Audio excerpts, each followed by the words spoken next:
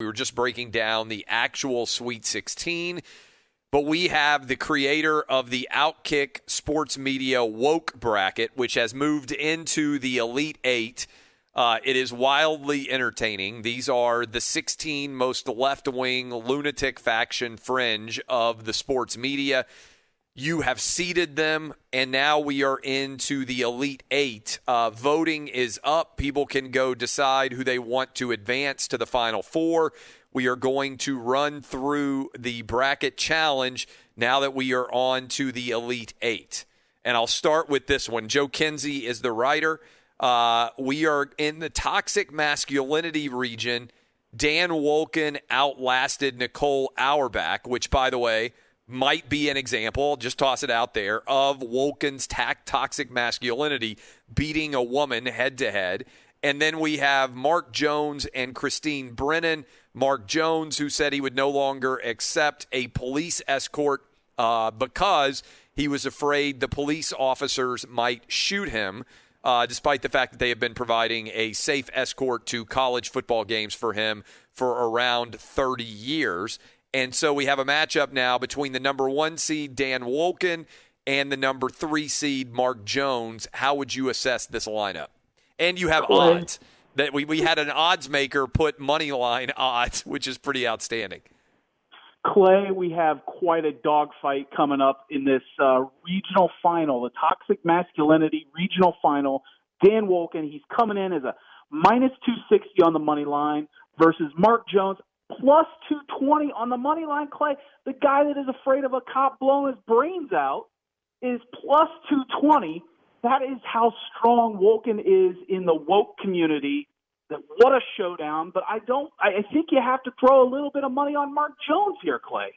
Value on Jones. I'm pointing out here, in the toxic masculinity region, you had a man versus woman competition in both, and men won both of these woke-offs. Is this a sign that maybe the woke-off community may be guilty of their own form of toxic masculinity, allowing men to triumph over women here? There is masculinity abound everywhere, Clay. On the left side of the bracket, the right side is dominated by Jamel Hill. We'll get to her. Did I say it right this time? Jamel. Yeah, Jamel Hill is dominating. That's it. We're going to get to Jamel's side of the bracket here in a moment because she is a freight train storming down the woke trail.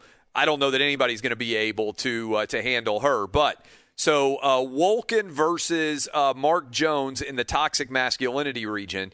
And then in the non-binary region, this was probably the battle of the first round. Number 1 seed Pat Forty against number 4 Peter King.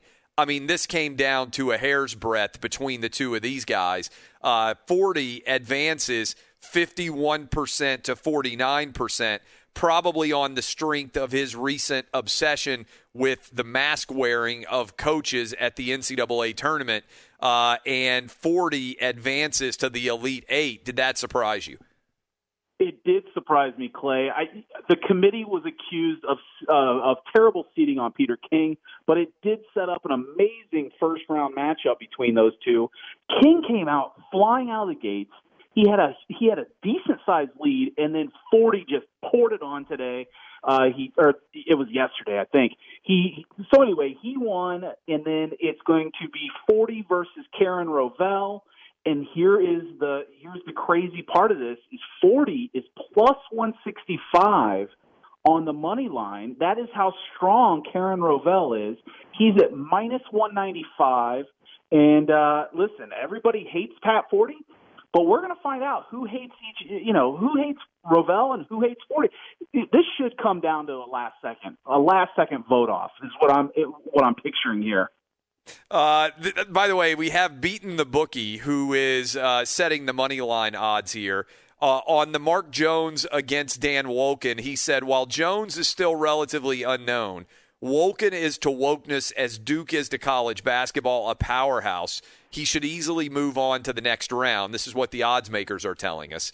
Now, Darren, don't call me Karen Rovell, says Rovell is younger and his enthusiasm shows as he uses his Karen powers multiple times daily, where Forty, and I do agree with this, only comes out in big moments, hasn't necessarily shown the consistency. Ravel's stamina gives him the edge. What do you think about this one? Clay, we also have a response from Rovell. He does not think he stands a chance of beating Wolken or Hill or. Did he actually, as Rovell weighed in on the bracket challenge? He did. He did weigh in. He doesn't think he has a chance against any of the remaining contestants. It sounds like he's giving up right now. Could pull off a last-second moment of woke to get over 40. You don't think Rovell is going to give up that easily, do you? I don't know. Rovell might be the only person, to his credit, who is self-aware enough of how ridiculous he is to actually mobilize his fan base to try and advance him. I don't know if you actually want to win this bracket challenge or not, but everybody else likely to be so angry. Rovell has me blocked on Twitter because he got mad at me, so I have no idea. A lot of these people, by the way, have blocked me on Twitter, even though I barely interact with him, if at all. But so Rovell, to me, I think this thing is headed towards Darren Rovell on one side of the bracket against Jamel Hill on the other side of the bracket. By the way, before we get to the other side of the bracket, what has the reaction been to the woke bracket that you have built out? Mostly positive, mostly negative? What has the online reaction been to your creation? Clay, I am hearing coast to coast. The fans are absolutely in love with the bracket. They even wanted me to expand to 64. Listen, yeah. Clay, I have enough trouble managing a Sweet 16 of woke. There's no way I could go to a full 64. There were guys wanting to have play-ins. There were people wanting NIT woke brackets. I can only do as much as I can. This has taken on a life of its own. We now have betting lines. I mean, FanDuel should probably take odds on some of this. You know, the funniest thing about this is not the people that are in the bracket.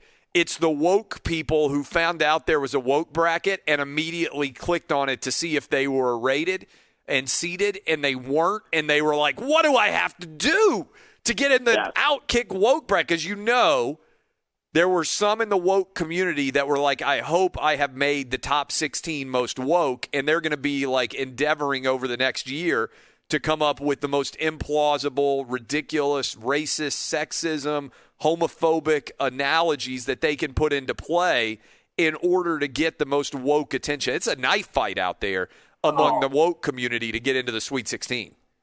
We had wokes that were mad that we overlooked Bomani Jones. We think he is irrelevant now. We don't think he is even relevant enough to get into the Sweet 16. He lost his TV show. He lost his TV show and his radio show, and he's basically just does a podcast now. And it's like, well, you can't be in the woke bracket, bro, if you don't even have a radio or TV show. And then I guarantee, who were the other top contenders that were left out that you heard the most complaints about? Kerry Champion, and some people wanted Rex Chapman, but I don't consider him a media member, so we don't want. Yeah, Rex Chapman just has a Twitter account, right? He just retweets videos or steals videos or whatever you want to call it. But that's all he does. Right, that's it. He doesn't do anything. Kerry Champion, a lot of people thought that she should be in there. She's the co-host with Jamel, though, right? To me, like, she's the clear Robin to Jamel's Batman. And so it would not – I mean, it's like you don't put Robin and Batman in, like, the best superhero bracket, right? Like, she's Robin, Jamel's Batman. I think that's clear. Right, she's riding Jamel's coattails here. We know that. So, anyway, we're headed towards the Identity Politics Final Four, and we still have two regions on the right side of the bracket. It's heated over there. Big upset over there. I could not believe that Mike Florio, I mean, he trounced Maria Taylor, Clay. Yeah. So I think Florio, Maria Taylor, I think has a fan base, right? Like, this is one of the things that I think is fascinating. There are some people that you might not like or I might not like. I mean, people out there might hate me, right? People listen to me right now like, oh, Clay Travis, I hate you. I hope you die, right? That happens every day on social media. But we have a pretty big fan base at Outkick. To me, Maria Taylor has a lot of people who like her, and I don't even consider her to be that woke. I think she was overseated. I think there were other more woke members of – I didn't come up with the committee, not trying to throw the committee under the bus here, but I don't think the committee flawlessly seated. Florio, I legitimately believe that there isn't a single person out there who is a Mike Florio fan, right? Like, he runs Pro Football Talk. They're fans of NFL, right? Like, of course, you like the NFL, and they might read his website because it synthesizes and aggregates every little nugget of NFL news. But I don't think there's anybody out there who's like, man, you know who I'd ride or die for? Mike Florio. Like, I don't think there is a single Mike Florio fan out there. The reason why I bring that up is when you have a voting setup, a lot of people are voting like there's no positive side, right? Like, I always think it's interesting. When you're in my business, if somebody really likes you, usually there's also people who really dislike you, because that's what being polarizing is.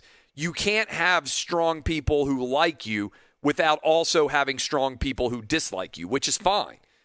But there's a small segment of people out there that don't really have a fan base, and they just have people who dislike them. And I would say Florio is in that camp. So it didn't surprise me that it didn't surprise me that he trounced Maria Taylor. In fact, I voted because you vote and you can see what the totals are and everything else. The only one that I got wrong in terms of who I thought was going to advance, I voted Peter King over 40 because I think Peter King has been maybe consistently more woke than 40. I mean, it's a tight battle. I can see either side. But I think 40's wokeness, as our odds maker said, has exploded more frequently in major sort of viral things, like when he's sitting there courtside watching the NCAA tournament and it appears that he's deciding who's winning or losing based on whether or not they're wearing their mask as a head coach. Like, that thing ricocheted everywhere. But I really don't think Florio has a fan base. Like, I think there's no one who is like, oh, you know who I can't wait to wake up and listen to this morning? Mike Florio. It doesn't exist. And that's interesting because now he's going to face Keith Olbermann in the Me2 regional final. That is a battle royale. Because is Olbermann even employed? Like, does anybody actually pay Keith Olbermann money to be a media prognosticator now? Like, I don't think he owns his own company. We never even looked.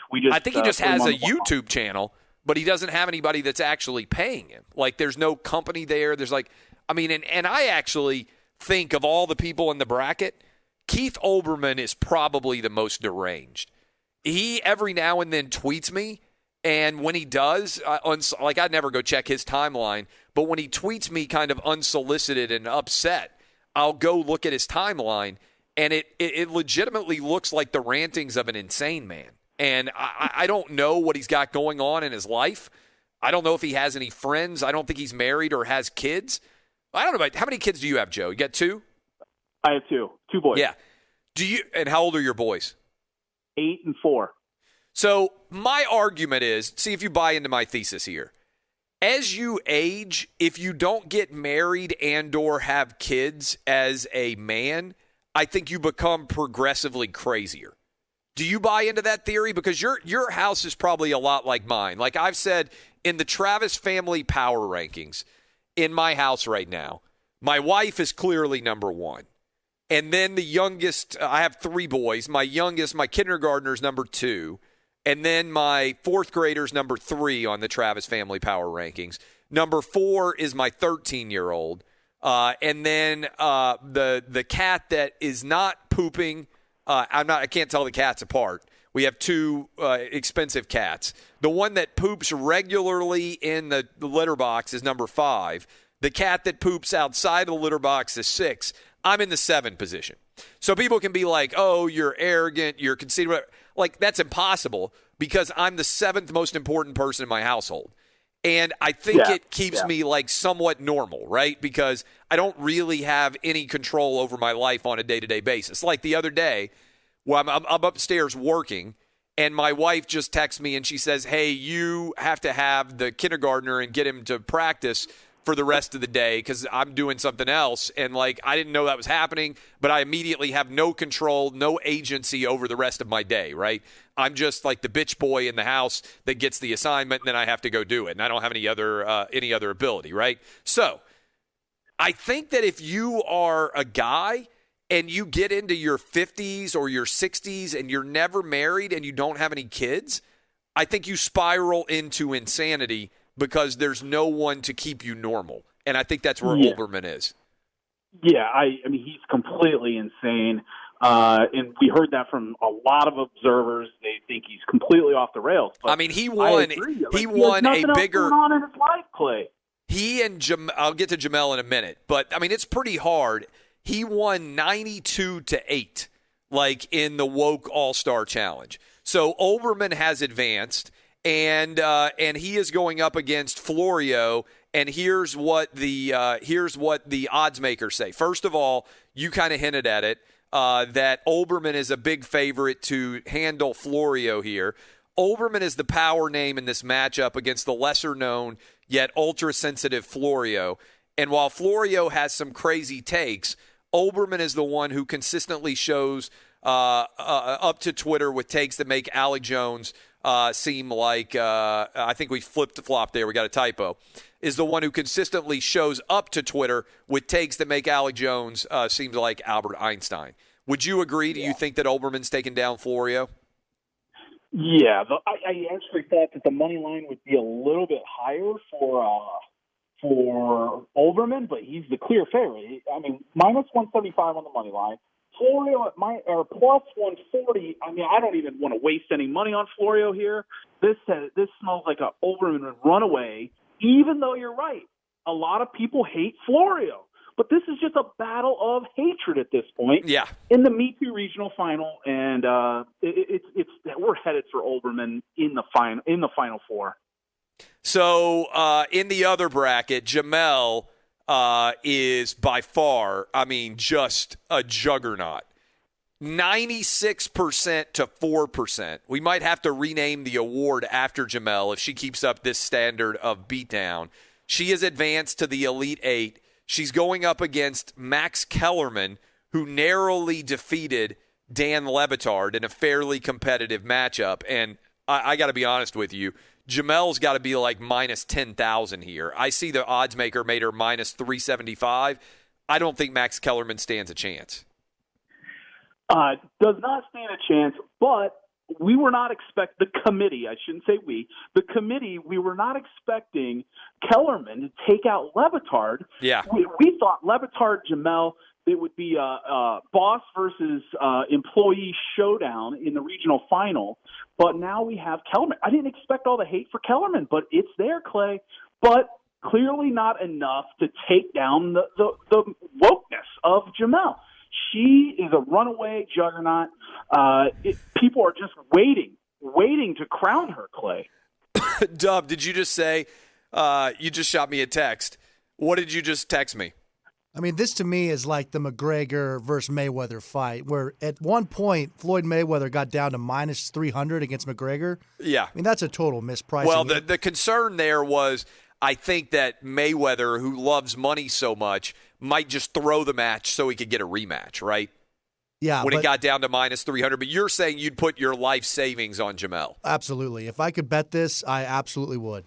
Every dollar that you have on Jamel to win the tournament or just to beat Kellerman? Oh, just to beat Kellerman at minus 375. I mean, That is just free money in my opinion. I agree. I think – so my prediction is that our Final Four is going to be Dan Wolken versus Darren Rovell, Keith Olbermann versus Jamel.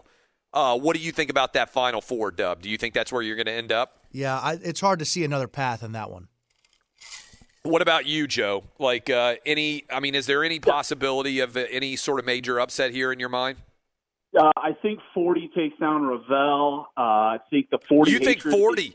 You think 40 beats Ravell? I think there's a 0% chance of that. Zero. Wow. Yeah. 40 has a lot of hatred, and I don't know. I mean, granted, Rovell is one of the most hated guys on the internet, but it's going to be a showdown. Maybe we'll run script to cheat. Who knows? We'll figure it out. I wouldn't put it past Ravel to cheat his way to the championship. And so I think Darren Ravel versus Jamel Hill is going to end up. I think Jamel's going to win this. I think the woke universe. Jamel Hill is Jordan in the prime in the woke universe right now. Like, she is everybody genuflects at Jamel Hill's altar when it comes to the woke universe, even though, by the way, she still hasn't mentioned Deshaun Watson allegedly sexually assaulting 16 different women, which is perfect for this contest because you know that if it was Josh Allen who was accused of sexually assaulting 16 different masseuses, she would have sent 748 articles and tweets out about how this was an example of Josh Allen's white privilege. But Deshaun Watson is accused of 16 different sexual assaults. Not a word there. So what's the timeline here for voting for everybody out there? Well, I think we'll go 24 hours as soon as it fires up today. We'll just fire it up, 24 hours, boom, we got a Final Four. I think we should run the Final Four on Monday, Clay. Get out. We'll run the Final Four on Monday and have a champion by, like, Tuesday. You know what I mean? You want it to be done soon. Like, all the stress of the woke bracket is heavy on your shoulders. It is a lot of work. I don't like to leave the voters with nothing to do. I want to pump this out. I want to get a champion, especially. See, I feel like what we should do. I feel like what we should do is each of the Elite Eight matchups should be like, we should pick one today. We should do one on Saturday. We should do one on Sunday, and we should do one on Monday. Give people 24 hours to vote on each of them, and then right as the Final Four is set for the NCAA tournament, we are rolling right in with our Final Four as well. Perfect. Listen, the committee we are welcoming any and all advice at the committee. So we will definitely consider that and see where we're at. Joe Kinsey, have a fantastic weekend. Great job setting up the Woke tournament. You are doing a fantastic job of working with us at Outkick. Look forward to all the stuff that you are cranking out. Thank you, Clay.